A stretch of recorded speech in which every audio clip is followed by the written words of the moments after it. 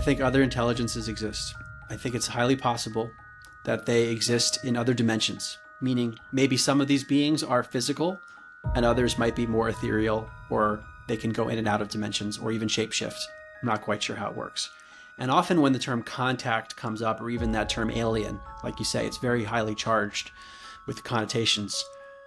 To me, it's just other intelligences, and people might have described them in different ways. Sometimes a person describes an angel and they call it an angel. We don't even know what they're seeing. Sometimes they might draw it out differently. Sometimes people will say, I saw a gray alien or a reptilian or an insectoid being. There are these different descriptions, and it's hard to know because if we haven't seen it ourselves, we don't know exactly what they're describing.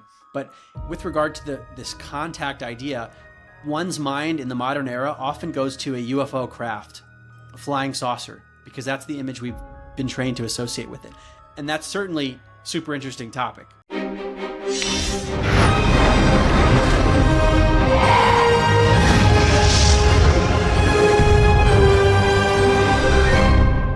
Welcome to Far Out with Faust, everybody. I am Faust Chicho, and today I am honored, very excited, and delighted to be joined by Mark Gober. Let me tell you about this incredible guy. I learned about him years ago. He's got quite the history. He's the author of the Upside Down series, which many of you have probably seen or heard of. It's a series of 7 books spanning the topics of consciousness, politics, economics, UFOs, medicine, cosmology, and more. His first book, An End to Upside Down Thinking, won the IPPY Award for the Best Science Book of the Year, and it was endorsed by researchers with affiliations at Harvard, Princeton, UVA, and UCSF, among many others. He then wrote An End to Upside Down Living in 2020. You can imagine what that entails. And then An End to Upside Down Liberty in 2021. And then An End to Upside Down Contact in 2022. And An End to Upside Down Reset. Many of you are going to hear that and know what that one may have been about. And his last 2 books, An End to Upside Down Medicine, 2023, and An End to the Upside Down Cosmos, which is his latest book. He is the host of an 8-episode podcast series called Where is My Mind, which was released in 2019, and that explores the scientific evidence for telepathy, the afterlife, and more. In 2019, he also served on the board of the Institute of Noetic Sciences, and previously was a partner at Sherpa Technology Group in Silicon Valley, so he worked in corporate for a while. And he also worked as an investment banking analyst with UBS in New York. He was named one of IAM's Strategy 300. That's the world's leading intellectual property strategist. He graduated magna cum laude from Princeton University, where he wrote an award-winning thesis and was also an athlete, elected as captain of Princeton's Division I tennis team. So my friend can do it all. Thank you so much for beaming in, Mark. It's a pleasure to have you. It's a pleasure to be here. Thanks for having me. So let me tell you where I first heard your name. My friend, Dr. Edith Chan, recommended your first book to me way back, years ago. So that was the first time I really heard of you and started looking at your work. And then, of course, you were on my friend Alex's show, I think, 3 times? More than 3 times now. 3 times. 3 times now. I love Alec. I love the work he's doing. He's an inspiring individual, which I know you agree. So I was like, I've been thinking about having this interview for so long, and not the challenge since I've waited is what to talk to you about of the many, many, many subjects which you have written about in your books. But I just want to state something for my listeners, because it's going to definitely come into play here, and something that you and Alec talked about, because your books they break things down and they look at what we're taught, what the official academic often narrative is based off of. And we have a saying on my channel: question the answers, and you do that exceptionally across the board. And so, I just want to put this out there. You talk about what causes something to happen, right? Just because an explanation or a model can adequately explain an observation, that doesn't mean that the model is correct. Mm-hmm. Now, just for my conspiracy listeners, because they are plentiful, We saw this with the controlled demolition narrative, right? Versus the dustification narrative of the towers on 9/11. The controlled demolition does seem to adequately explain it by mere observation. But when you start to look at the science and take the measurements, it cannot explain it. And so, just like that's the one that came to mind when I heard you say that. But I wanted to get into, I thought a great place to start would be your most recent book, An End to the Upside Down Cosmos, right? Mm-hmm.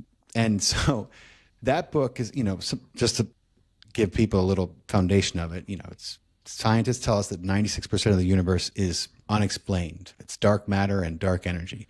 And they admit that no unifying theory of everything exists in physics. So we have a shaky foundation already. And then, of course, they talk about the Big Bang, which we're told came from nothing. And I don't know how something comes from nothing as far as energy and what we understand it to be, right? And then we're talking about we're flying through a space on a spinning ball with an expanding universe while free falling around the sun.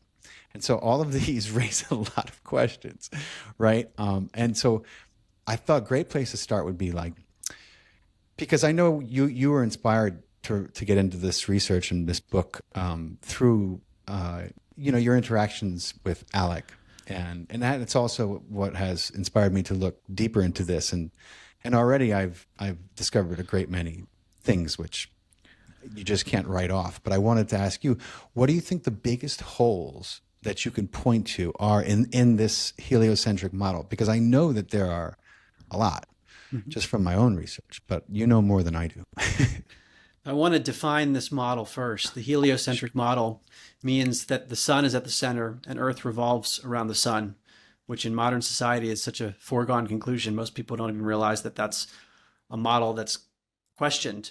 There was an ancient debate of heliocentrism, sun at the center, versus geocentrism, meaning Earth being at the center.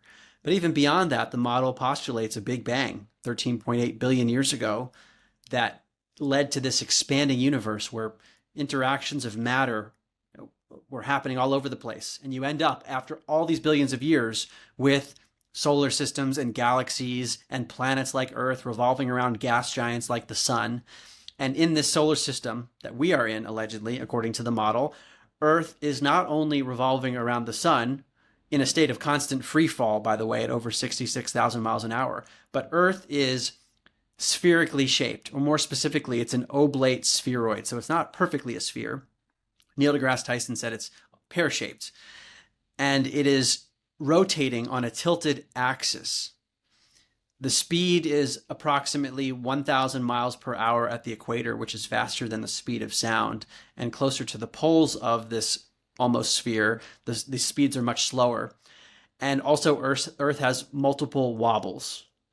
So that's basically the model. And we're continuing to expand out at over 1 million miles an hour. And we're moving around the Milky Way at 500,000 plus miles per hour. And that's basically what we're told. The biggest hole, if I were just to summarize it, you talked about that physics has problems with dark matter and dark energy. Mm-hmm. There's no unifying theory, which I would love to talk about.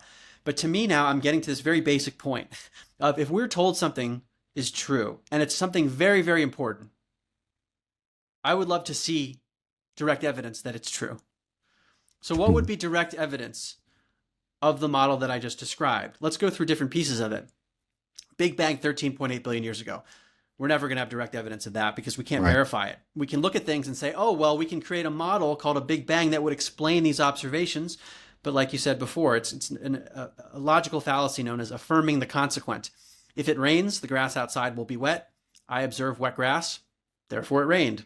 No, well, actually, there could have been sprinklers or dew or other things. So scientists observe things and they conclude, well, we could come up with a Big Bang model to explain this.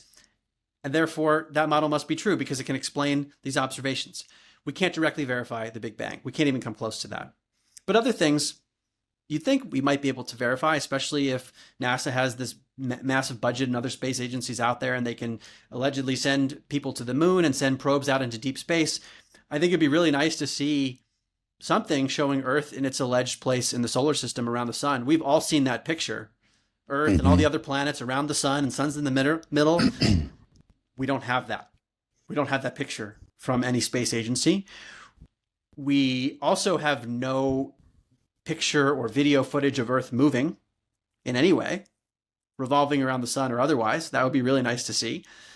And more fundamentally, if Earth is supposedly a spinning globe on a tilted axis, I would love to see an oblate spheroid shape doing a full rotation for 24 hours, continuous footage, where you could zoom in and you could see buildings and people on the top of the sphere who are standing upright. And meanwhile, simultaneously on the side of the sphere, the buildings and the people are hanging sideways. And on the bottom, they're simultaneously hanging upside down.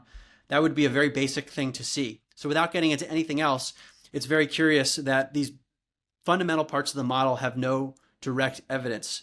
The belief in them comes from inference. Right. And I've heard you mention that it's virtually impossible to come up with a model of Earth as we have been taught that it moves, because we don't have the observational technology to do that right now. But I guess my question is you would think that if they sent a satellite far enough and put it on the right trajectory, I'm not sure, if it would be possible, but you'd think they could observe the Earth at least moving in real time, even if they're catching other things moving with it. That's what they say is going on. Why, how come that's right. How come we don't ever see that? Right. I wonder. We want to get far enough out and we want to see a spherically shaped thing that's doing the movement that it is allegedly doing, this rotation. We have images, often they're satellite composites from high altitude, but that's very different than seeing a full sphere. It's always this ambiguous curvature, which is often circular, not spherical. Spherical is down and away. Down and away is a sphere. Circular curvature is very different. And people confuse that because they see somewhat circular pictures and they're like, right. Oh, wait, that's round. But we're talking about down and away roundness. So you need to have the right altitude to have the down and away if it exists. And also take into account the type of lens, which can create artificial curvature. Fisheye lens, there's something called perspective. The way that we see leads us to perceive circularity, not spherical vision, things that we see, but circularity. So that can be very confusing. And we do have images from space. Sometimes they are artist renditions, but they'll be circles, like a disc, right. And from the alleged moon landings. So even if you believe those fully, it's not a sphere that we're looking at. We're looking at a part of Earth in a disc shape. So we don't have that. And to me, I would guess that with NASA's budget and the other things they've been able to do, think about in the 60s and 70s to send human beings to the moon and back. The moon's supposed to be 238,000 miles away. To do that safely through the Van Allen radiation belts, which around that time they were saying it would be impossible to do something like that, to have that level of technological sophistication and not be able to show us video footage, that seems highly inconsistent. And that to me is curious. Well, they showed us some things, but most of them were complete fraudulent. Right. Video footage of the thing that we're asking for of a spinning globe. Show us the whole sphere going around in rotation. Why not just point one of the many satellites that you have orbiting the moon back at Earth and show us that video? How complicated can it be? And like you said, we see pictures, but they're often two-dimensional. And with NASA, NASA is a front agency. In my research, it's very easy to conclude that NASA has always been the front agency, and that part of their job is to keep a series of different cover-ups going for the shadow government, or whatever you want to call the people who are actually in charge. Now, the extent of those cover-ups is what we're talking about, because I'm not sure if this could be one of them. And one of my biggest hang-ups on it is I have always been able to find the incentive, and I mean the sheer amount of resources, money, you name it, that comes with these massive cover-ups. And there are a multitude of them that we could talk about right now. But with this one, it's really hard for me to suss out what could be their incentive. And maybe we can get into that a little, because I'm sure you have a lot of theories and a great, more understanding of what that may be as well. Yeah, I certainly have thought about this, but I want to preface the discussion with the following. I try to bring myself to a period prior to space agencies. And people did have a cosmological model of heliocentrism and a globe. It's much right now because we've had space agencies. People point to the space agencies first. There are other reasons people believe those things, including physics from the late 1800s that we could talk about later.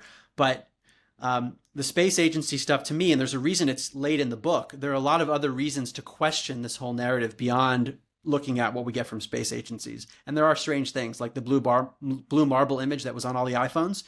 That was, but there was a NASA artist who admitted it was photoshopped. And he talked about making the colors of the oceans based on the phytoplankton content. Very detailed things about how he photoshopped it. And he made it look like he thought it should look. And so we have these things branded in our minds, and we're not often told that this was fudged explicitly. So if you actually dig into it, it is curious. But all that aside, the motivations behind it, because like I said, there are things we can look at which either falsify the model or put the model into question without even having to get into motivation. But the mind, like you say, it goes to, well, why would they have to fake this? Why would they do it? One reason, I wonder, is let's say there are resources on Earth somewhere that many industries have an interest in hiding from us. There would be a financial incentive to keep those resources hidden. Absolutely. Therefore, there would be scarcity, and therefore we would have to pay businesses, and then we would be in a state of effective enslavement. We could think about energy, for example. If the ether exists, which would be, it's known as the fifth element in historical times, earth, air, fire, water, ether. Ether was taken out of physics in the late 1800s because of the way they interpreted studies. And this is a much longer discussion. If you don't assume that Earth moves, actually those studies could be interpreted as, oh, the ether exists and we live on a stationary Earth. But they got rid of that. They went into this whole Earth moves model. Why is this significant as it pertains to your question? Because if ether exists, then there might be types of energy technology that we don't acknowledge in mainstream industry that could lead to free energy, which would be very freeing. That's one example. But maybe there are physical resources that are being hidden. If we have an incorrect map of what Earth is, it would be easier to hide that stuff. That's point one. No doubt about that. Yeah. That's point one. And they're definitely doing that. That's for sure. They're already doing that very effectively. Yes. Yeah.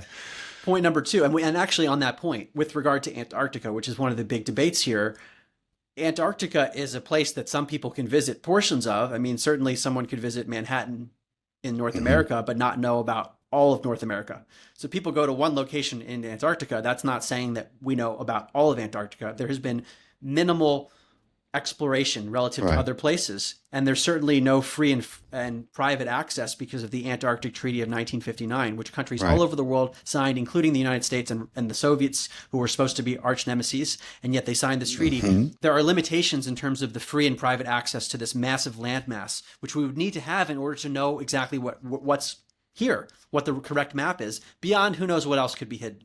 So that's point one. Point two, and this is the thing that I think about most. It's a spiritual idea, which is that if we are kept in a state of disorientation about where we live, and we're told something false about where we live, it can lead us into metaphysical problems. Number one, living in a state of falsehood. I don't know what that does spiritually to one's consciousness. Does that lead us to manifest things inappropriately because we're off the base of truth of where we live? Because to me, that's what the question is, not what's the shape of Earth. Where do we live? Right. I mean, I used to ask, you probably remember when I was talking about my first book, who are we and why are we here? Yeah. At the time, I never thought, well, what does here mean? And that's what this discussion is now. What is here? Where do we actually live? So we're kept potentially in a state of disorientation. We're told that we're moving in all these different ways that I'd mentioned, rotating faster than the speed of sound at the equator, free falling around the sun at this absurd speed, 66,000+ miles an hour in an elliptical orbit, expanding out in the universe at over 1 million miles an hour, moving around the Milky Way, 500,000+ miles an hour. And yet we feel none of it, but we feel an earthquake. That's a little weird. So our everyday experience is of stationariness. If we knew nothing, if we were just born and no one told us anything, it feels pretty stationary. Okay. We never see down and away curvature ever. We infer it based on a lot of science or things we observe in the distance, and we say, oh, they must be going over the curve. But we never see down and away curvature. We see circular stuff, not down and away curvature. Our everyday experience, based on our common sense and our ordinary perceptual organs, tells us that we live on a topographical plane, meaning there are peaks and valleys and mountains and things like that, and that we're not moving. So the current model of physics and all kinds of complex math and inferences with no direct evidence forces us to believe something that defies our ordinary perceptions. And I wonder what that does to us in terms of our consciousness. Does that lead us in a state of disempowerment because we just don't learn to trust anything? We say, oh no, there's someone who's doing complex math and they're going to tell us what's right, even though my ordinary experience is the complete opposite. Interesting. Right. And then the last point along this lines of spiritual warfare is if Earth occupies a special place in the cosmos, rather than just this one pale blue dot going around the sun in one solar system in this massive expanding universe. I mean, how often do we hear physicists just marveling at the massive size of the universe and where Earth is just one little dot? That's based on their model and inference. That's not fact. But what if they're wrong and that Earth does occupy a special place? And when we look up in the sky and see the sun and the moon moving around Earth and the stars and the planets, which are the wandering stars, moving around Earth, what if Earth is at the center and those things are moving around Earth? And it's not this convoluted mental gymnastics. If Earth occupies a special place, whoa, all of a sudden you're getting into the mode of, is there an intelligent creator behind this? You start to get very spiritual very quickly. Not that you couldn't in the mainstream model. Right. But that gets you there. You start thinking about biblical ideas and if Earth is the center, why? So you become very spiritual and you start thinking about the soul naturally. It would make sense if one wanted to keep humans in a state of disempowerment, to keep them away from that knowing that we might be very significant and powerful. It's much probably better from a spiritual warfare perspective to keep people in a state of disorientation, believing that they're these little specks and they don't matter that much. You're not going to get any argument from me on any of those points because, in my opinion, that's exactly what they're doing. You know, I guess we're just what we're discussing is in how many of the ways that they have figured out are they doing it to? Because they're absolutely doing that. You know, whether you want to agree or disagree that the Earth is spherical or flat or whatever you want to do, whatever shape it is, they are doing that. There's no question in my mind that they've been doing that for a long time. And a fundamental misunderstanding of who we are and what we're doing here is part of the disorientation and keeping people in survival mode and unable to even stop to contemplate some of these greater ideas and spirituality in general. You know, when you're trying to survive, it's not a time to be spiritual. It's a time to move your butt and hustle and make sure food's on the table. And that's this racket. That's the wool that's been pulled over humanity's eyes. And it has to do with scarcity, like you said. Absolutely. No question about that. You know, what fascinates me is, Mark, you know, there are some glaring holes. And, you know, because I'm a big researcher into ufology and the whole subject of ETs and quantum physics in general, just being very much a love of mine because I've learned how I can apply it in my life and the understanding of it and the way that reality is shaped. And how responsible we all are for creating our own reality, day by day, minute by minute, moment by moment. So, you know, what always gets me is like, God, how do they get away with writing off so many anomalies? Like, you know, like the North Star what does the mainstream say about why that particular star doesn't move like the rest of them? I don't, you know what I mean? Like even if you were just take that, be like, wait a minute, how can it be what they say they are if there's a single, you know, like what's going on with that thing? What do they say? Well, often there are these post hoc rationalizations, meaning they will come up with an explanation in order to preserve the model. And so with regard to stars, really what are we seeing in the sky? We're seeing lights in the sky, and then we interpret a size and distance that would make it make sense based on what we believe. So if you just say these things are so far away that can explain their motion. They're massive, but they're that far away. And I'm not sure about this, but I believe they would tell you that there was a different North Star. It's Polaris now, but at a different point in history, it was something else, which I don't know how we can verify that with certainty. That's the problem with history, is we can't know with certainty. But I'm not positive about that one. A few things I want to say is that with regard to quantum, you and your audience might be interested in this. Dr. Stephen A. Young has a great video on his YouTube channel.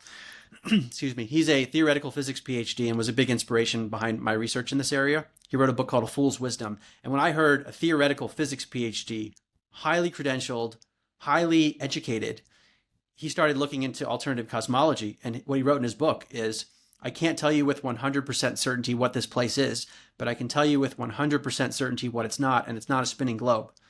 So that was super powerful. And anyway, his book on his YouTube video on quantum made me rethink a lot, because he also brings back the ether. And if ether exists, which mainstream physicists would not acknowledge, you could explain things like what's known as quantum entanglement. Right. That two things are, they're part of the same background ether. So of course they're interconnected. And the argument he makes, I hope I'm doing this justice, is this distinction between quantum and classical physics is a misnomer. There's no distinction. There's just a spectrum of everything existing within the ether. So this word quantum is being misused in many ways. Not that the phenomena aren't being observed, but to call them quantum makes an artificial distinction. And that's something I'm now trying to reintegrate in my thinking, because there might be a deception in the word quantum that's making us not acknowledge, but the phenomena are very important. That's point one. Point two, with these things that don't make sense. So you mentioned the North Star, and I've heard some people reference the Georgia Guidestones, which have been destroyed recently. These were these tablets in Georgia where they talk about basically the plan for the world, and it was very secretly built. And destroyed. Yeah. But I haven't been there myself. Apparently there is this little pinhole. There was one that you could look into that would go directly at the North Star.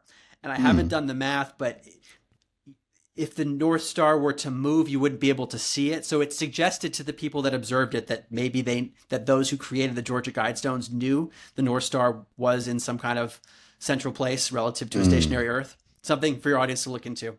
Not my expertise on that. But a few of these anomalies that are super strange. Solar eclipse. The moon gets in front of the sun. And it just so happens to be that they look like they're almost the same size at roughly the same distance. Right. And yet we're also told to believe that the sun and the moon got to where they are because of 13.8 billion years of randomness. And the sun is 93 million miles away, and the moon is 238,000 miles away. And it just so happens that the ratios of their distances and sizes make it look like they're the same size and roughly the same distance. But they're not. Right. Think about that one for a while. Oh, I've thought about it so much. I try to tell people, listen, the moon is not what you think it is. I have my own guesses about what it is, but it's not just a random planetary body that ended up, in perfect, unison to eclipse, and create seasons on our planet. And it just so happens that it hasn't really varied in its distance from us, or maybe we're talking inches. And yet we're supposed to, we see other moons and how they act according to what the NASA and the quote experts tell us, and none of the other moons act like our moon. Well, there's a lot of problems with. But even that notion of other planets with their own moons presupposes that Earth is a planet like those other wandering stars. Maybe the moon is not what we think it is, because we're comparing it to planets as if we are a planet. Maybe it is a body that's up there doing who knows what. We only see one side of it. But the significance of this, because your audience might be wondering, well, why? Okay, yeah, the sun and moon might be different, but what does that have to do with Earth? If the sun and the moon are different sizes and distances, that screws up all of cosmology. And that's not an exaggeration, because mainstream cosmology is based on the theory of gravity and Einstein's relativity, which is based on this basically homeostasis of masses that bend and warp space-time such that we are certain distances away from these things. So if you screw up certain masses, then you screw up all of physics. You could even go one further and point to Newtonian physics, because Newtonian physics did they not use the sun and the stars to begin to lay the fundamentals of that down? Well, to me, Newtonian physics is fundamentally broken. If it's supposed to be this core idea of how motion works and why an apple falls to the ground, you can't get the following wrong, which it does. It's unable to predict Mercury's motion around the sun in the sky. Really? So it was basically supplanted by Einstein's relativity theory, because Newton has such problems, and people will push back and say, well, it's so predictive in these few areas that it's good enough. If you have a model that cannot not accommodate something so important, it is a broken model. And again, just because a model can explain certain things doesn't mean it's correct on its own. So what happened is that Einstein's relativity came along also in order to get rid of the ether post the 1887 Michelson-Morley study, which is a separate idea. But where I'm going with this is that Einstein's relativity encountered a major challenge in 1933 because there was an observation by Fritz Zwicky, an astronomer, who was looking at a cluster of galaxies, the Coma cluster, and basically the things that he saw moving were not in accordance with Einstein's relativity. Things were moving differently based on the masses that were there, according to their theories. So there was missing mass on the order of 99+% of mass that needed to have been there in order for Einstein's relativity to work was not there. Instead of saying we need to rethink Einstein and rethink Newton's gravity, rethink motion in general, they concluded dark matter must exist. Post hoc rationalization. They created this matter that, we don't really understand. It's a big mystery, but it must be there, because if it weren't, then Einstein would be wrong, and then we'd have to rethink all of cosmology. So now we have dark matter. We're stuck with this dark matter, and people are studying it, and there's a lot of money going into the study. Along comes Pavel Krupa, a mainstream astrophysics professor at the University of Bonn in Germany in 2012.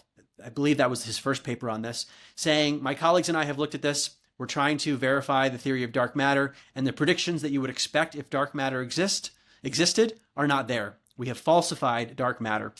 And he said more recently, we falsified it with more than 5 sigma confidence, meaning 99.999+% confidence that dark matter does not exist, and therefore we have to rethink Einstein's gravity. So think about the house of cards that's developed here. If you plugged in dark matter to preserve Einstein, which you kind of needed to do to cover up for Newton's problems, maybe we need to rethink all of how we consider motion and all of physics. Yeah. I was going to say something about gravity. Oh, I forgot. I had a thought and I lost it. But I mean, they say that gravity is a law. Yeah. Which I have trouble with, because laws tend to be laws should be generally unbreakable, and we see the laws of gravity being bent and sometimes broken. We're so much that we're just like, we're kind of used to it. But still, when we're talking about mathematics, and you should have something that it always equals out, and so. I obviously I know that we're missing something, and it's just phenomenal to me how people digest what they're given to eat without asking, well, what is it again? Is this good for me? Is this what I should be eating? That's the society that's been shaped. But whether you want to call it the ether or not, I feel like this is obviously one of the biggest cover-ups is what Tesla tried to show people, and then what his experiments were showcasing was that there is energy in, I guess, what, if you don't want to use the word ether, you could say in the air, in the everything that surrounds us, and we know that is a scientific fact. That's not even up for debate. In regular science, they do say that there's more energy in this much air than, right? But they don't know they don't know how to access it, which of course I don't believe anything they say anyway about what they've been able to do with technology, because we know they've been sitting on energy that would free this world of the monopolies and enslavement that we've been put in. That absolutely exists. But so that, the moon obviously is a big one. What would you say the other, I've seen experiments where people are like, look, I think if I'm getting this right, it's like, if you go out and you take a picture of this, what do you call it? Like a landmark that stands tall and throws a shadow. And you go out and you and you wait and then take another picture like sometime later, then you'll see how the shadow has changed based on the way the Earth is spinning. But I guess then the argument could be, what if that's not the Earth spinning? What if it's the sun that's moving, right? Right. So again, we're getting into this affirming the consequent logical fallacy, where you observe something, come up with one model that can explain it, and say, well, I observed it, therefore the model's correct. I see that an apple falls to the ground. If gravity existed, like Newton said, or like Einstein said, then an apple would fall to the ground because the mass of Earth is attracting the mass of the apple. I observe it, therefore Newton and Einstein are correct, leaving out every other possibility as to why the apple could be falling down. So it's the same thing with these other observations, that there are other ways you could look at it. With regard to shadows, there was a experiment, which I believe Dr. Stephen A. Young and others are saying they're not sure this was a real person, but his name allegedly was Eratosthenes, who was looking at sticks and shadows to prove the shape of Earth, but it makes all sorts of presuppositions about the sun and its size and its distance. So there are many other ways you might be able to make those observations work. And what I have found myself doing more and more in cosmology and other areas is being less concerned with what is true, but trying to actually falsify models. Because knowing what the correct model is, there could always be some other model that supplants it. Whereas we can look at things that actually falsify a model. For example, the one that people point to most often is that if Earth were a sphere with a radius value of roughly 4,000 miles at the equator, that gives you geometric parameters of things that should be blocked by the curvature if they're far enough away from you. It would be like trying to see around a bend. Therefore, if you could see things that are too far away based on the spherical geometry, that would mean that the sphere has been falsified, basic geometry. And this is what's happening. One of the reasons people continue to question the globe is that they do this math and they go out there. The famous example is the Chicago skyline from long distances. There are many others too, where people see things that should be blocked by the curvature of Earth. The post hoc rationalization is it's the refraction of light. So what you're seeing is actually a mirage. It's coming up from below the horizon, and you're actually seeing something that's not there. The craziest one to me of this post hoc rationalization using refraction, it's a lunar eclipse, actually, a specific type known as a selenelian eclipse, which occurs occasionally. You can see the eclipsed moon and the sun above the horizon at the same time, which is very curious because on the globe model, the Earth is supposed to be in between the sun and the moon, causing the eclipse. How do they explain that one? You can look it up online. It's great. I show it in my book. What their explanation is that it's refraction. You are looking at a mirage, and it's actually, the model's correct. Earth's getting in the middle of it, and you're seeing a mirage. What? How could that possibly be a mirage? The light is bending. I'm using the word mirage, but it's like that's effectively what they're saying. The light is bending. You're not seeing what's actually there. But they're implying you're seeing a reflection of what's there, right? It's refraction. So it's like the light bending of you're seeing something that's not actually in that location, but you're seeing it in that location. That is a piss poor excuse. That reasoning. Yeah. So when the sun sets, is that so? Because, it clearly looks like there's a giant other ball that is, dropping below the horizon. But technically you could be viewing that from what, a quasi-spherical, a flat, just about any type of, let's say landscape. And it would still appear that way if the sun was moving, right? I mean, so the mainstream model of this is that we're going around the sun. And because of our position relative to the sun, that explains sunrises and sunsets. Versus Earth is stationary and the sun is moving around us. And we then get into the realm of what's known as perspective. That if you're standing on a straight road, for example, and there are streetlights that are all the same height, it looks like the streetlights in the distance are moving down. They approach your eye level. It's called visual perspective. Artists know this when they draw stuff, that if things in the distance, you have to draw them differently.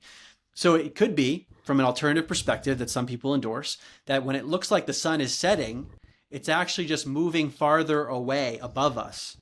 But we perceive it as moving closer and closer to eye level until it goes fully out of field because we cannot see forever. That's an important thing to know, is that we can't see forever. And as light moves through a medium, some would call it the atmos or the atmosphere, Some people don't like the term atmosphere because it implies sphere, but there's stuff in the air, and that can prevent us from seeing fully, like shining a flashlight in fog, for example, changes the quality of light. We can't see forever, and if something is above us moving further and further away, because of perspective, it will be approaching eye level. So what we could come up with this other model, that the sun is above us moving. The term sunset is that the sun is setting, like as if it is moving far away from us. We could come up with something other than the heliocentric model. Well, yeah. Yeah, it's amazing. It just makes me wonder about, the extent of and the resources that would have to be allocated to continue to, and then you go all the way back to Galileo and the fact that, he came out with this, and of course I think it was the church that, didn't they chop his head off, or no? They did something to him. I mentioned this in my book, actually, that it wasn't quite as horrific as we're told. That he was convicted of heresy, but it was I don't want to get this right. It was a less severe charge, and he was put on house arrest, apparently in a beautiful home in Florence. So there are a lot of questions about this. There's a documentary called Heliosorcery, that there might have been a psyop during this period to move people toward heliocentrism, which was the Copernican idea, and then Galileo allegedly verified it. For your audience's benefit, I talk about Galileo in some of my earlier books, and I talk about how the revolutions we see in the science of consciousness, basically, the science of near-death experiences and telepathy, suggesting that our brain's like an antenna, that the consciousness isn't produced by the brain, that this is a revolution on the order of Galileo and Copernicus. So that's where I was. And I didn't realize what they were actually saying until recently. Galileo did not prove the Copernican model that the sun is at the center. He observed things that could work on the Copernican model, but don't necessarily prove it. Again, a model that accurately predicts something isn't necessarily the correct model, because there might be another model that predicts it too. What did Galileo observe? He observed the phases of Venus, sort of like the phases of the moon, and said, oh, well, this heliocentric model would explain this. The problem is that the geocentric model explains it too. If the planets, i.e. the wandering stars in the sky, revolve around the sun while the sun is moving around Earth, you could also explain it. And this is similar to the Tycho Brahe model from very long ago. So the point is that either model would work. Galileo also observed the moons of Jupiter, smaller bodies moving around a bigger body, and basically said, well, that's what Earth is, because that thing in the sky is that way, then maybe Earth is moving around the sun. Like, this is not proof at all. He basically was looking at the ceiling to try to describe what the floor is like, to use an analogy. Right. That's not proof. Certainly, it's compatible with the heliocentric model, but it's not proof of it. And what I found fascinating as I got into this research, and often when I research these things, I don't have a conclusion in mind. I mean, I'm trying to figure out if there's an argument to be made. But I was stunned by what I'm going to tell you now, which is that Albert Einstein, Stephen Hawking, many other mainstream physicists, Fred Hoyle, quotes of them that I put in my book, they will tell you, you cannot tell the difference between geocentrism and heliocentrism based on the way the lights in the sky are moving. It's called a kinematic equivalence, that you could explain things on either model. Doesn't prove Earth is at the center, but you could do either. And what happened? Because of what's known as the Copernican principle. It's a philosophical idea that Earth does not occupy a special place in the cosmos. As Stephen Hawking said, we believe it on principles of modesty. This is the idea that, we couldn't be special. That biased the opinions and the way the observations were interpreted toward heliocentrism and away from geocentrism. Wow. I did not, I mean, that makes a lot of sense. And that's why I think the debate is always so hot, because because both parties are using a set of information to justify their belief and understanding about what they're seeing, and both of them have a basis of truth to draw from. So it explains why the debate has been, only gaining in momentum over the last 500 years, right? I mean, I think it's been 500 years since they first said, "Oh no, wait, we actually got it wrong. It's not, it's not actually flat. It's just wild to me." You also wrote a book about contact, which dives into some of my absolutely favorite subjects to discuss and research and talk to people about. ETs, also known as aliens, which I don't like that term. It's associated with way too many other political things. Spirits, beings of light, entities. this crosses into obviously the supernatural. And you talked about how, look, our civilization seems to be regularly influenced by such non-human intelligences. That is absolutely safe to say. I mean, we have how many billions of people are affiliated or identify with, quote, religion, with this explanation of how we came to be, what we're here to do, what we're here not to do in most religions and all that, near-death experiences and the phenomena of consciousness. There's just so many dimensions to it. So, I've been doing a massive amount of research for a new special I'm going to be putting together coming up, about UFOs, ETs, the abduction phenomenon. I just had Mary Rodwell on my podcast. That episode's going to be, but she's a famous, she's done so many case studies, many with children who have had interactions and experiences on craft and with beings, every kind of being. And they have such vivid memory and vocabulary for describing this. It's kind of mind-blowing. And I wanted to get into this part of your work as well, so because of the way it kind of crosses over, you have when things get too religious for me, I dig my heels in. I don't like the rigidity of most organized religion or the centralization of their authority, which is what I believe it's about. There are certainly spiritual concepts of almost every religion that I respect, try to embody and hold dear. But, I'm a former Catholic and I'm happy and very relieved to say I grew out of it, so to speak.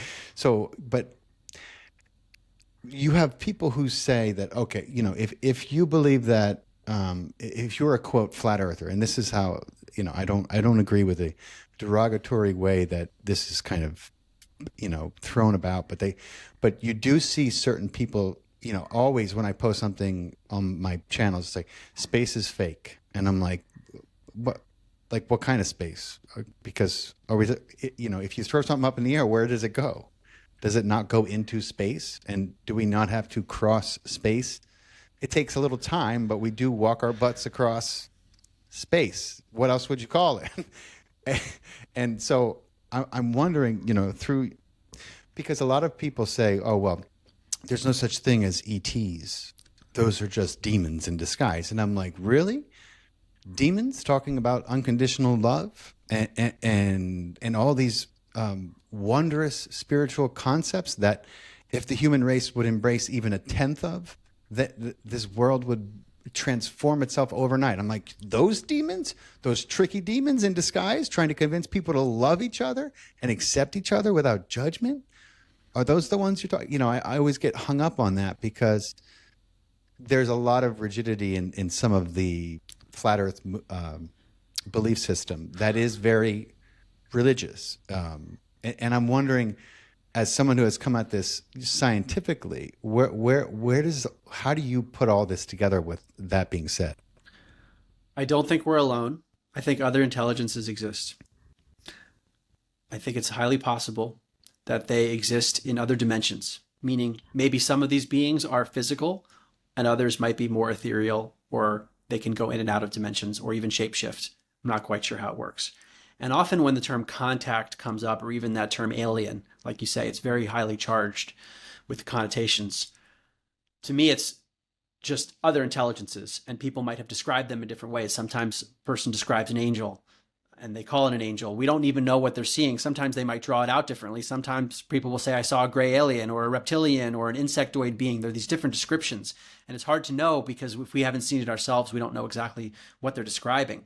But with regard to this contact idea, one's mind in the modern era often goes to a UFO craft, a flying saucer, because that's the image we've been trained to associate with it. And that's certainly a super interesting topic, the physical craft. Mm-hmm. But I think it distracts from the bigger issue, which is that there's a lot of multidimensional intelligence too. Near-death experiences are a great example. When a person's brain is barely functioning or sometimes completely off, they go into this other world, and they often encounter other intelligences, deceased relatives and pets, beings of light, religious or mystical entities. So that's contact. When people are channeling, and there's a good book on this called The Science of Channeling by Helene Wabe, who's the director of research at the Institute of Noetic Sciences, where I've been a board member since 2019, like you mentioned. So I'm familiar with her work on this, looking at whether these people who allege to bring in beings from other dimensions and start speaking very differently, and sometimes their bodies start moving around, is that some kind of psychiatric disorder, or are they legitimately doing something? And her research is suggesting that something novel is actually happening. Not in every case, there could be frauds, but sometimes. So for example, they will put random number generator machines in the same room as the person channeling. And these are machines that are supposed to generate things in a random fashion. That's right. When the person's channeling, the machines start to behave statistically non-randomly. Right.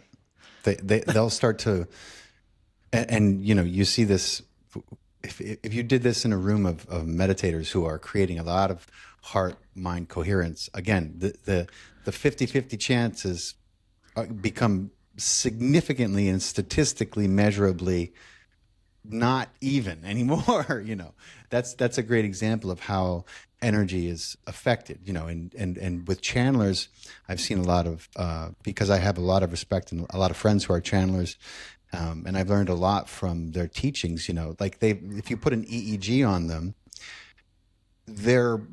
every part of their brain is communicating. It's like, you know, when you're talking about a legit, you know, respected channel, someone like Daryl Anka Bashar, you know, his brain looks like the Rockefeller Christmas tree. Like it's when he's channeling, it's all lit up. It's communicating in ways we don't see typically in most humans, you know, except maybe meditating monks. You know, certain meditators know how to achieve this. It's like you know, it's often referred to as a flow state, but it's a wonderful feeling if you know how to tap into it. So there's, you know, absolutely legit what you're talking about. I could definitely back that up, and I've done a lot of research into it myself. So yeah, so what else do you think, you know, I mean, like, what does that say about you know, like Mars? Like, we have this history with this planet. I certainly there's a history there. And then you know, I see pictures of it, and I hear about remote viewers talking about how 1,000,000 years ago there was absolutely a race of people on Mars trying to get the hell out of there, you know. And then you see, like, so, you know, if you believe that the satellite imagery is real, at least some portion of it before it has become photoshopped, you know, you do see, you can start to locate the pyramid, you know, the structures, the different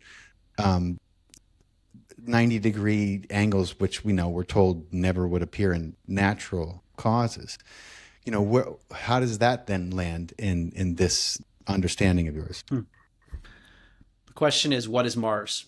We've been told about an image of a massive rock floating in space in this near infinite vacuum, revolving around a gas giant called the sun. That's 93 million miles away. So I know that sounds basic, but that's all based on a lot of inference. Right. We know there's a light in the sky that we identify as Mars, and it moves in a certain way. The question is it something other than a massive rock that's far away? Is it a light that's much closer that might be something different? Is it another dimension that we're seeing access to? Some people think the lights in the sky, whether they're stars or other things, have to do with connections to our soul. I don't know, but I'm just posing that to your audience. We see a light in the sky. We don't know if it's a rock like Earth is supposed to be in the mainstream model. Right. But let's say a remote viewer is looking at this, and they give a whole description of what they see. I'm all about remote viewing, by the way, and this is in my books. There's a declassified CIA document that says, direct quote, remote viewing is a real phenomenon. Implications are revolutionary. And I've written about this. I interviewed Russell Targ, who led one of the leaders of the program in the 1970s. Okay, so remote viewing is a real phenomenon. The question is every remote viewing exercise correct? Not necessarily. You could get it right beyond what chance would predict, maybe get it wrong sometimes. But also, what is it actually that they are remote viewing? And so if they're looking at a picture that we're told is from Mars, but the picture's not actually from Mars, what if the picture is from someplace on Earth that they tell you is Mars? Then you would certainly remote view ancient civilizations and pyramids. Right. That No, not, I mean, you know what you know I'm referring to, right? Joe McMoneagle. Yeah, and when he was given that envelope and he didn't realize that the GPS coordinates couldn't even be on a different planet, and he was just talking about, he was like, this pyramid's huge. Is this a new discovery? And they were like, just keep telling us what you're finding. And he's like, this is crazy. Right. God, I love that interview that he did with Sean Ryan. Yeah, he was one of the best. I love when he talks about he was given that envelope and didn't know that the coordinates could possibly be on another planet. He's an incredible dude, incredible ability. Yeah, so I mean, but if that picture is of a place on Earth, then he would have been remote viewing it correctly. Yeah, as a location on Earth where there was civilization. And there are theories that if we live on a non-sphere, some other shape, that there could be lands far away that we don't have access to. Yeah. And there may be, some say, the extra territories are where the extraterrestrials come from, these other territories that we don't see. And could it be that one of those territories is a land-based Mars? Like, the point is there might be other ways to explain the stuff. We need a lot more direct verification of this alleged rock in the sky where there allegedly were ancient civilizations. Right. Well, Elon Musk is going to take us all there in just a few years, so don't worry. Yeah, like I'll never trust Musk, because when they asked him what he thinks about ETs and UFOs, he said something along the lines of, well, I don't think there's any evidence to support that. I'm like, really? They're letting you build antique rockets and dress them up like shiny new technology, and that's what you're going to tell the public you believe, that there's no evidence to support any of that? I'm like, all right, man, I'm just gonna put you to the side for now, because I don't trust Musk at all. But he has a way of taking old technology and making it look new. Mm-hmm. You could say that about him. So tell me what else, my friend, because then obviously you have the UFO, you have the abduction phenomenon, right? And you wrote something in the description of your book about, we do seem to exist within a multi-species, multi-dimensional battle between good and evil. And it does seem like our civilization is at stake. So I this is a big thing that I personally try to steer people away from, even though obviously we have a understanding of what is good and what we believe to be evil. But it's so subjective, because most people who are out there doing what we would consider evil believe they're doing good. Yeah. So because it's such a subjective thing, and because we live in we're taught we live in a polarized world. We understand duality. It is inherent in us. We do, as a human, have a north and south pole, north being on top of our head and south being right where our butts are. That is measurable, right? What are your thoughts about, do you get into the whole, well, this is a spiritual battle. Everything's a battle with humans, apparently. God has armies, and so does the other guy, who God happened to create, apparently by accident, to be as a worthy adversary of himself. I don't get me started on religion or the hypocrisies inherent in them, but so as a man of science, and who has delved into consciousness in many of its facets, where do you stand on this whole battle phenomenon, the good versus evil, light versus dark? What's your take on that? I'll lay out a framework here. And okay. I can't verify this, but a lot of data points point in this direction, because we have to live and have certain beliefs, even if they're probabilistic. But let's just say there is a universal consciousness that we're all a part of. Some would call that God. There's some higher intelligence, but we're a part of it, but we're not exactly all of it, because we're in these individual bodies. Like Dr. Bernardo Kastrup says, we're whirlpools within a stream. So let's take that analogy. It's probably not exactly right. It's probably an oversimplification. That would mean that at some level, there is this higher intelligence that we're a part of that based on the data I've seen, I believe that it is benevolent. And when people directly experience unconditional love in altered states of consciousness, meditation, psychedelics, sometimes it's spontaneous, a lot of different ways people describe the same thing. And they will say, I can't tell you with words what happened to me, but I'm telling you, I lived it. I became the oneness, and the reality we live in at the highest level is all positive. Yes. It's all love. Yeah. So to me, I think that's where things are at the highest level. The issue is that we operate on a level that is not that level. Much lower. Yeah. I mean, Ramana Maharshi famously said, an Indian sage, the world that we see doesn't even exist. And Dr. David Hawkins, one of my favorite spiritual teachers, his concern with Ramana Maharshi's statement is that he said, yeah, it's true at some level, but at another level, people are experiencing suffering.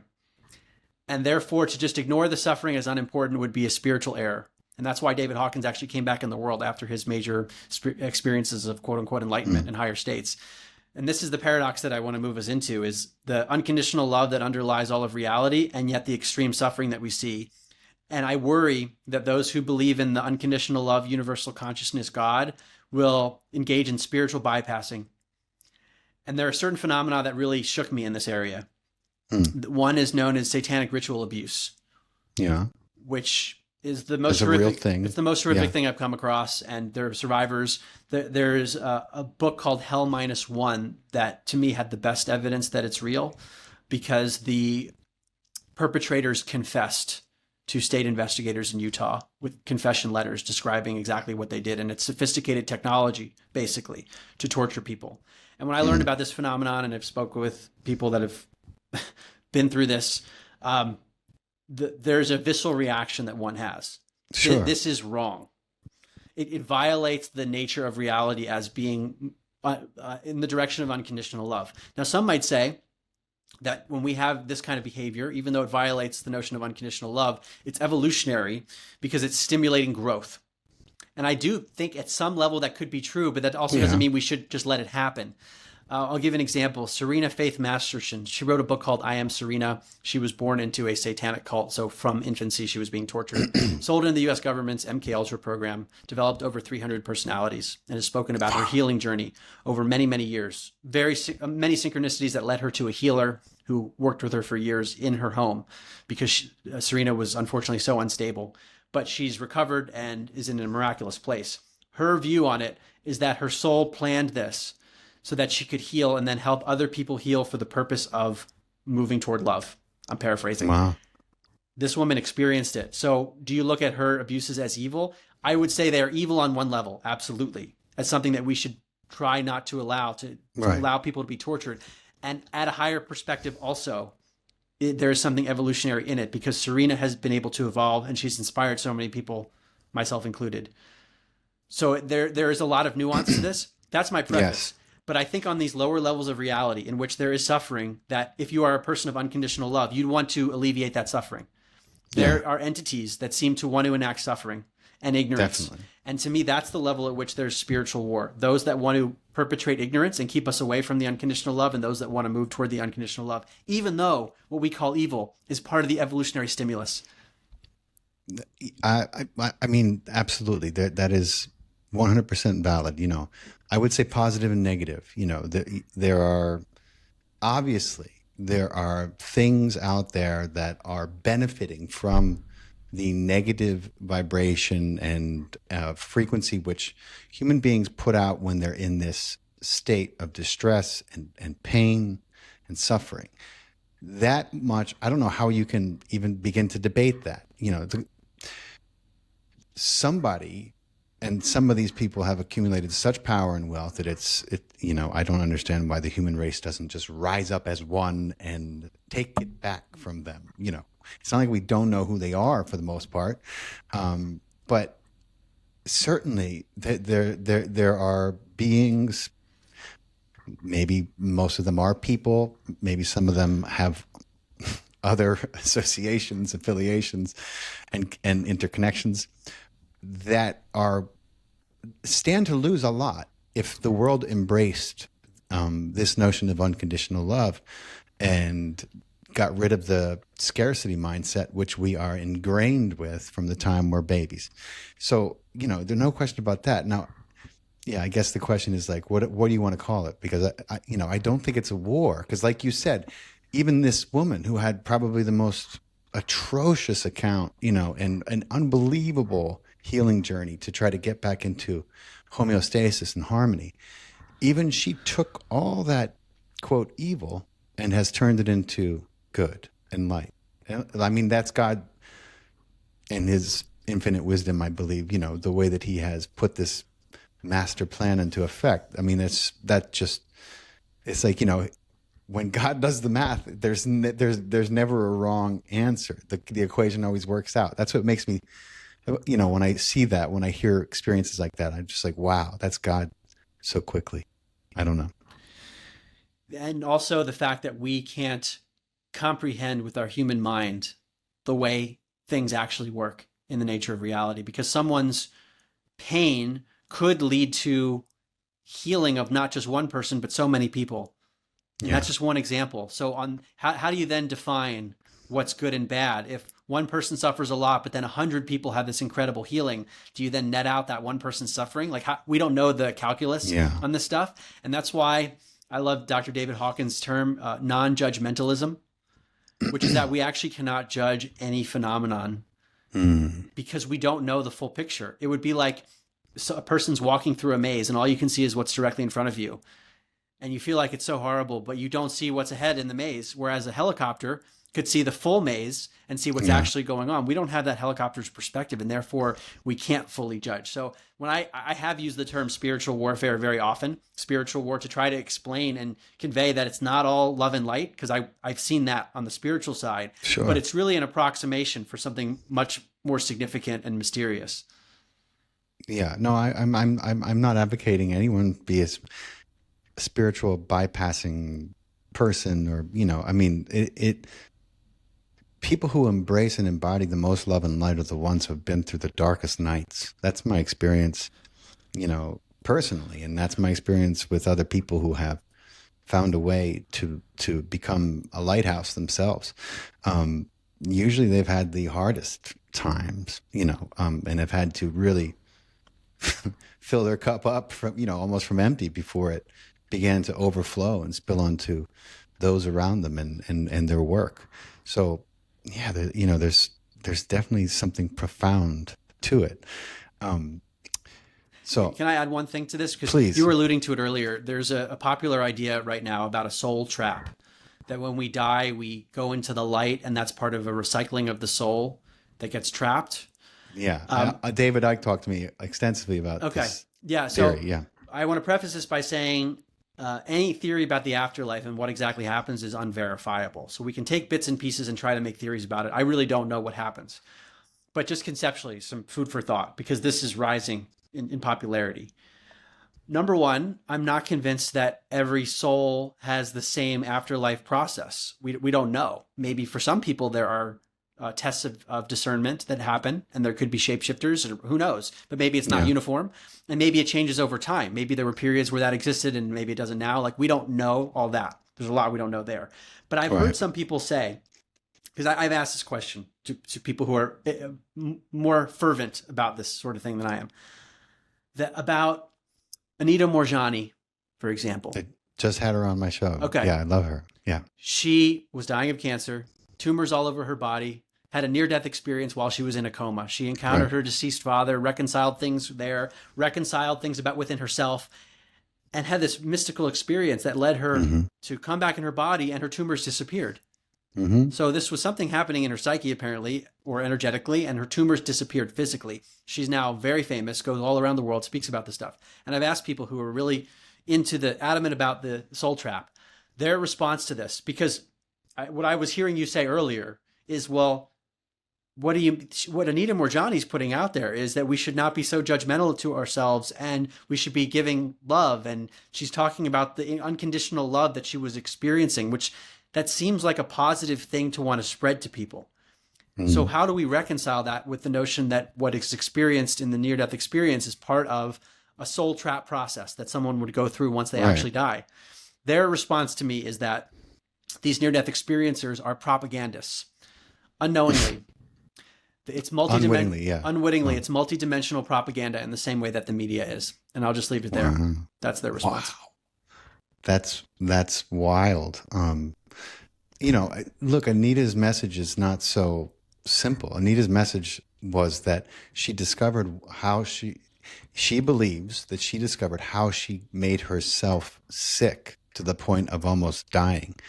Because when, she was given her quote life review, she wasn't shown other people that she hurt, like many people describe in their life reviews. She was shown all the times that she made herself a doormat, for other people. All the time she withheld love and self-love, and how that led to the big C being, riddled throughout her body and all these tumors, and then she was shown that she had a choice. She didn't really want to go back, she said. So she was, if it's multidimensional propaganda, then they got one heck of a team going for them, because, her story is as magnificent as it is miraculous, both physically and metaphysically. So I don't know. I would definitely take issue and debate that, and if you're around her, she's just, she was here, sitting right here with me, and there is so much love coming off this woman. It's really hard not to love her. I mean, I loved her before, but then meeting her, and and she was so generous and so kind with her time, with like little old me. It was amazing. I'll never forget my time with her, and the interview we had was, I think, incredible and inspiring. And if you're listening to this and you haven't seen it, go back a few weeks and watch that episode with Anita, because it is fantastic. And even when I was conversing with David Icke, who I had on again a while back, another episode I recommend, he was telling me about this soul trap, and I was like, wow, really? It was kind of the first time I was introduced to this notion that we could be duped in the afterlife. It's bad enough we're getting duped so much in the physical life, and now we're going to worry about being duped in the afterlife. It was just wild. That I had never thought about that before. Yeah. Did you do you believe that there is a possible soul trap to keep us incarnating and stuck in this lower energy?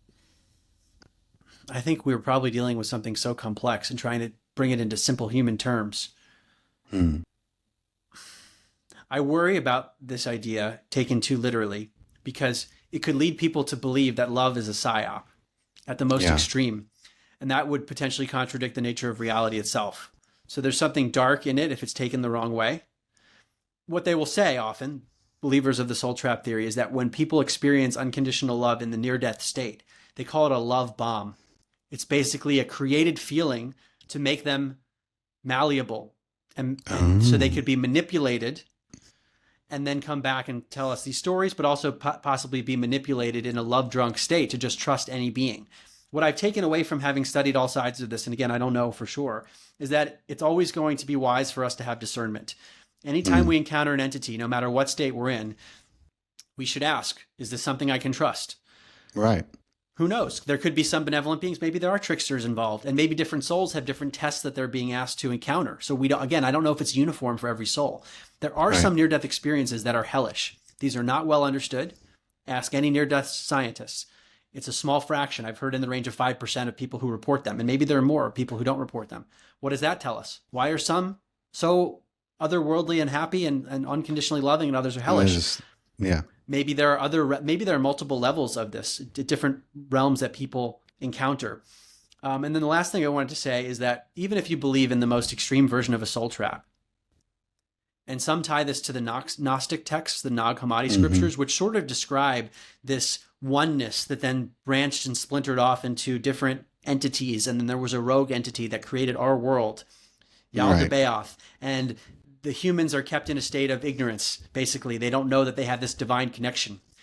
Let's say that something like that is true, okay? That still puts this unconditionally loving higher source that exists outside of the little trap that we're allegedly in, which means that if you are able to discern and evolve your consciousness at a certain level, you would eventually reach this benevolent thing. So it is evolutionary in some degree, even in the most harsh version of the soul trap theory. It's arguing for the discernment and evolution of the soul to get to that higher level. So there is some compatibility.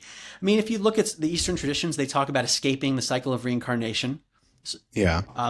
And that we we end up having to reincarnate over and over because there are mistakes that we're having to work through. So there are parallels in different traditions. And I say this in my book, An End to Upside Down Living, that reincarnation, if it exists in the way that we think, and who knows if it does, because I don't know if time is linear, or maybe they're all simultaneous. Like, I don't know if past makes sense as a past life. Right. But putting that aside, it could be that this process of the soul's journey, let's say, is so complex that we're taking a few data points and trying to infer what's going on. It's like the story Flatland, where you have a three-dimensional sphere going through a flat plane, where the people are all living on the flat plane in two-dimensional land. When the sphere comes through, you see a circle, because that's all you can perceive in 2D land. So everyone in 2D land is trying to analyze the circle, and you have all these PhDs studying the circle, and they think they got it figured out. Meanwhile, they've only got a cross-section of a full sphere that they can't perceive. So I worry about that in these discussions too. We might be just getting a sliver of something really complex.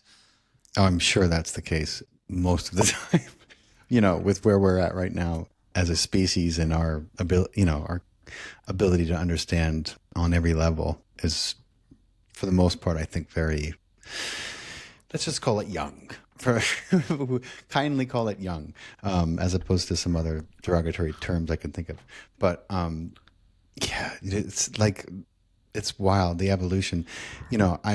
I want to give you a chance to kind of close everything out. I just want to say, like, because I believe that consciousness is the fundamental fabric of reality, And, I just remember somebody asked Bashar one time if the earth was flat.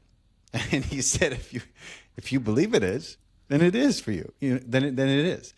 And of course, then there's people who come in and say, yeah, but there is objective truth. There is truth that can, be observed by the all, even if it's not believed by the few. And I'm like, yeah, but haven't we learned, a little bit from our foray into quantum physics, the way things can be different when the observer is different? And doesn't that make it possible that two things can be true at the same time? And that's kind of like, where I like to live, because I know how nuanced things can be, and how there are aspects of truth that can be applied to so many different things, and they don't need to be necessarily fought over to be validated. So, but I want to give you a chance to kind of to close us out. So has your foray into all these incredible subjects, and your work is nothing short of that incredible.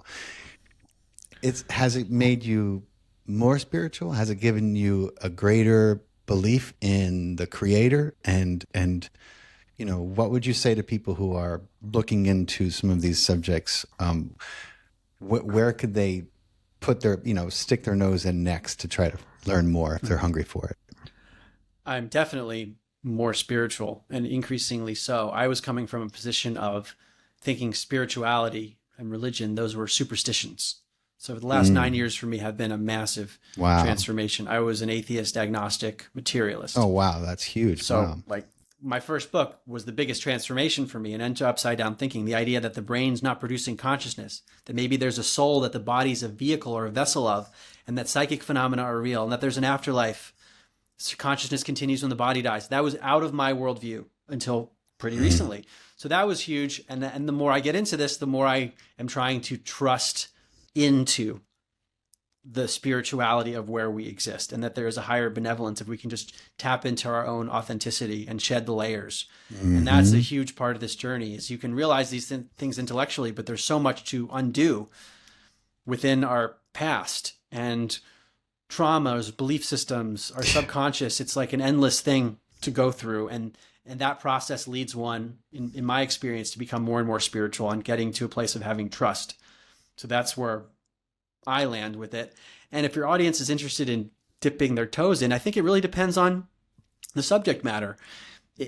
I would guess your audience is probably attuned to spiritual things. Otherwise, they wouldn't be listening to you. So that stuff, the brain and consciousness, they probably say, duh, the brain doesn't produce consciousness, and there's a soul and the body's harboring that. Maybe it's just a general way of thinking that I would encourage. Yeah. What David Hawkins calls radical humility.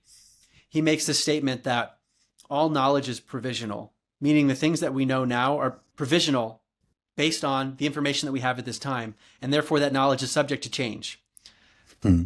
That's a useful position to hold. Absolutely.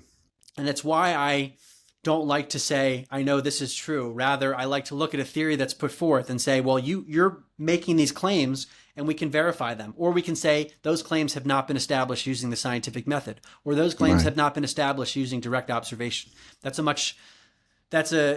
I feel more comfortable talking publicly when I speak that way versus I know exactly what Earth is. Well, actually, we can't know that. We haven't been high enough up, having enough independent verification. We haven't even been able to dig down to the alleged core of Earth, which is supposed to be 4,000 miles down. We've been able to dig down under 8 miles. We don't even know what's below us. So we don't know for certainty what anything is. And I want to close with the quote that I just pulled up, actually, because it speaks to this point you're making of the uncertainty and maybe the weirdness and the mystery of what we live in. The secret space program is something that I've been fascinated with. And me too. Yeah. A common theme among people who claim they were part of a secret space program is that they underwent extreme mind control, which should make one question, like, can we trust exactly what they're saying? Could they be mind controlled in a similar way to come back with similar stories? I don't know. But I quoted a secret space program survivor in my book on cosmology. It's usually when secret space program survivors talk about shape of Earth, they'll say, well, I saw it in a sphere.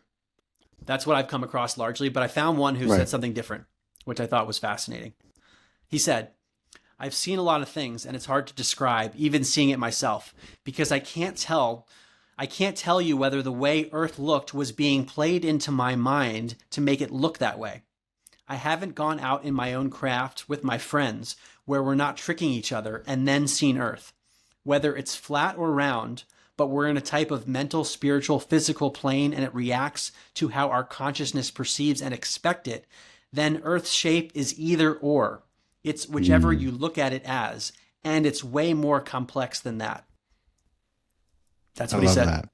Wow, that's deep. That, yeah. I mean, how can you not believe that there's absolutely something to that once you understand the way kind of consciousness functions and that expression? We don't see things as they are. We see things as we are. That's where these things come from. These wisdoms that we learn and that we start to understand as we get older.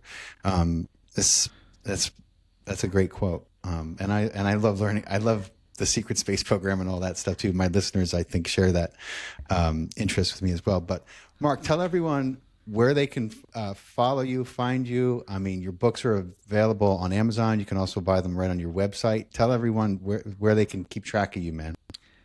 All the books are on Amazon. They're in hard copy, Kindle, and Audible formats, all 7 books. And I narrated the Audible for all the books if you're interested in that. I know a lot of people don't like reading these days. So if you want to listen to me for hours, you're welcome to. I have a podcast series, Where is My Mind, produced in 2019. It's about the nature of consciousness, remote viewing, near-death experiences, where I interviewed scientists and experiencers. And if you listen to that, I would recommend starting with episode 1 and going in sequence because it's sort of like an audio docuseries.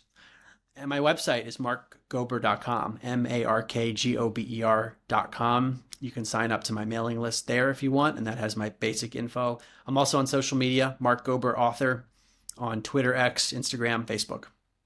Awesome, man.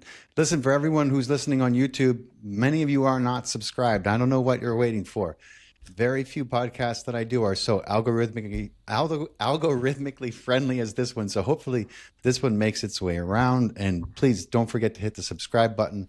If you're listening on Spotify and iTunes, thank you so much. Please leave us a comment or a review or 5 stars. We're trying to share this podcast if you can. We're trying to grow and overcome a lot of suppression because of the subjects we'd like to talk about. And so we need your help, and I'm asking for it. But Mark, thank you so much for your time. I know you're a busy guy, man. It was a fantastic conversation.